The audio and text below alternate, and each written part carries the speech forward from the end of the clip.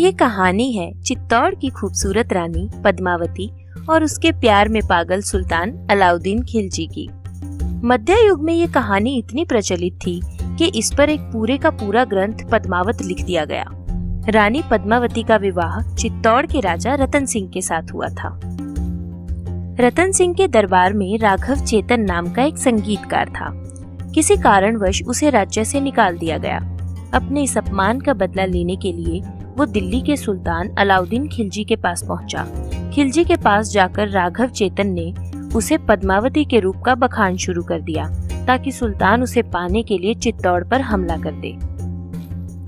उसने सुल्तान को बताया कि पद्मावती जैसी सुंदर स्त्री इस धरा पर कहीं नहीं है। उसका रंग ऐसा है कि अंधेरे में भी देख लो तो लगे कि पूर्णिमा का चांद निकल आया है। उसकी कमर इतनी पतली है कि पुरुष की मुट्ठी भर में समा जाए और उसके होंठ मानो गुलाब की मुलायम पंखुड़ियां हों।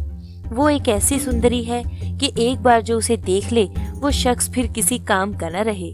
रानी के रूप का ऐसा बखान सुनते ही खिलजी की वासना जाग उठी और उसने तुरंत चित्तौड़ जाने की तैयारी खींच ली। चित्तौड़ पहुंचकर अलाउद्दीन खिलजी ने राजा रतन सिंह को संदेश भेजा कि वो रानी पद्मावती को अपनी बहन समान मानता है और उनसे एक बार मिलना चाहता है। राजा रतन सिंह सुल्तान की मंशा तो जानते थे, लेकिन उसके क्रोध से अपने राज्य को बचाने के लिए वे उसकी बात से सहमत हो गए। रानी पद्मावती सुल्तान को अपनी झलक दिखाने को तैयार तो हो गई, लेकिन केवल प्रतिबिंब में। इसके लिए किले के एक ऊंचे बुर्ज में अलाउद्दीन खिलजी को खड़ा किया गया। उसके सामने एक आईना लगा दिया गया।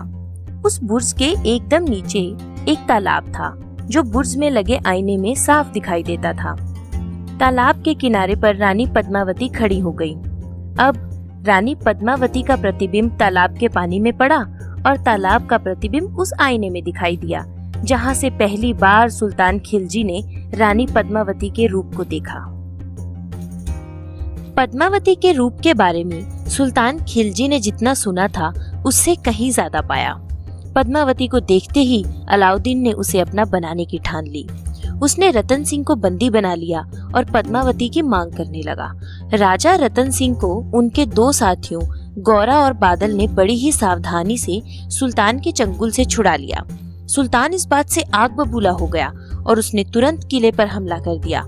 उसके सैनिकों से लड़ते हुए राजा रतन सिंह वीर गति को प्राप्त हो गए। ये सुनकर पद्मावती ने सोचा कि सुल्तान की सेना चित्तौड़ की सभी पुरुषों को मार देगी।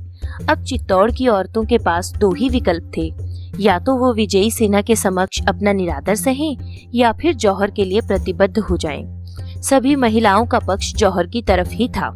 एक विशाल चिता जलाई गई और रानी पद्मावती उस आग में कूद गई। उनके बाद चित्तौड़ की सभी औरतों ने उस जलती चिता में अपनी आहुति दे दी।